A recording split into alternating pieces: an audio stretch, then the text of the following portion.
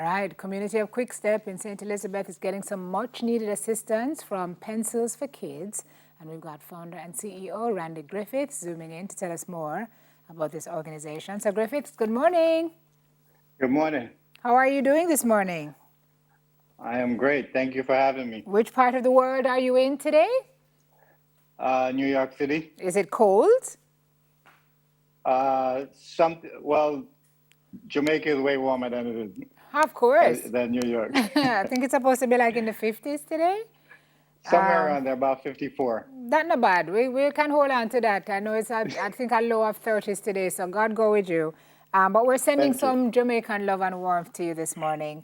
Tell me a little bit about your journey. You left Jamaica when you were how old? And let's talk a little bit about why you decided to start this organization.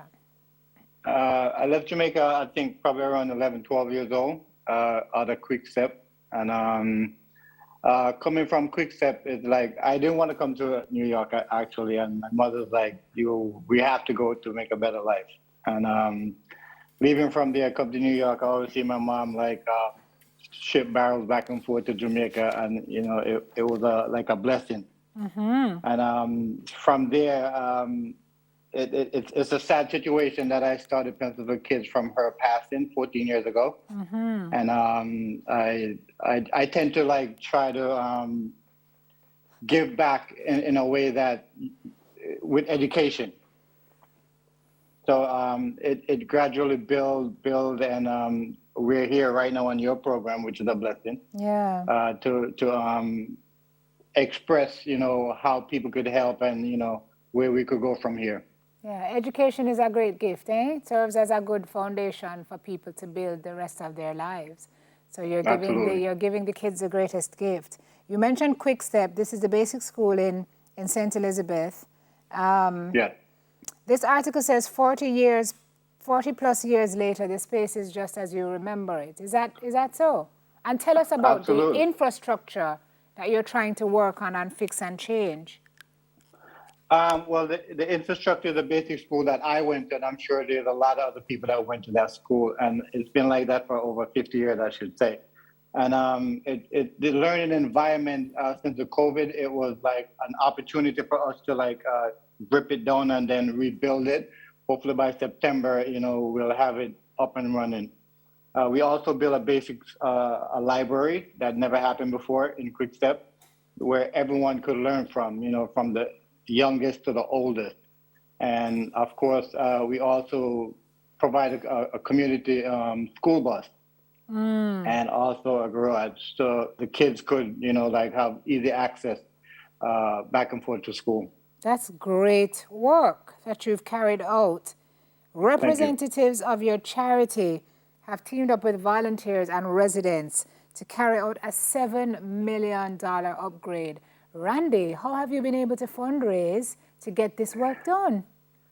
Well, first of all, it's all about like friends, family, you know, like social media, you know, it's like grassroots word of mouth. So with that, it helps a lot. And of course, with your own funding from your pocket. So it's a journey, but we're willing to like keep moving, keep going. Yeah. So the structure you're building out now, you said a library, you're looking for a sick bay, kitchen, more spacious class, all the things that generally people would take for granted, right? Absolutely. But what was there before was just a shell. And so you're building it out in the right way. You're also looking to kickstart a feeding program. Tell us about that. A breakfast program is so important because even growing up in Quick Step, a lot of kids go to school not having breakfast. So we're hoping to kickstart a breakfast program where kids could go to school with a full stomach. Of course, it's hard to learn on an empty stomach. And it's just important to have food in your stomach to learn. I mean, throughout the day, you know, it's hard to concentrate without having a full stomach. Oh, sure. A child who can't eat can't learn. You can't focus. Exactly. Excellent work. So what is next for the organization as you continue on this project? And do you have any others in your sights? Oh, absolutely. We always have projects. All depends on what the community is asking for. We talk to the principal a lot, and the community as a whole. And we was hoping to see if we could do like a sporting complex. And hopefully in the future, we could even have our own Pencils Kid school. Fantastic. Well, is there any way that those of us who are here or Jamaicans who are watching in the diaspora can help you to further your work? And if so, tell us how to go about it. You could help us by a donation, of course, at www.pencilsforkids, here, number 4kids.org, or, on Instagram, Pencils for Kids, on all other social media. Okay, and is there anybody here, Sir Griffiths, who you'd like to say thank you or hello to before we wrap up this interview? I want to say thank you to our team in Jamaica, our volunteers, our donors, our supporters from day one. There's so many people on board that I can't individually call, but thank you to everyone that participated in the work that we're doing and continue to support us throughout the year. Yes. And how do you feel knowing that you're making such a big difference? You seem like a very humble man. You don't want to praise and you don't want to credit, but it must be a great feeling to know that you are making this kind of difference.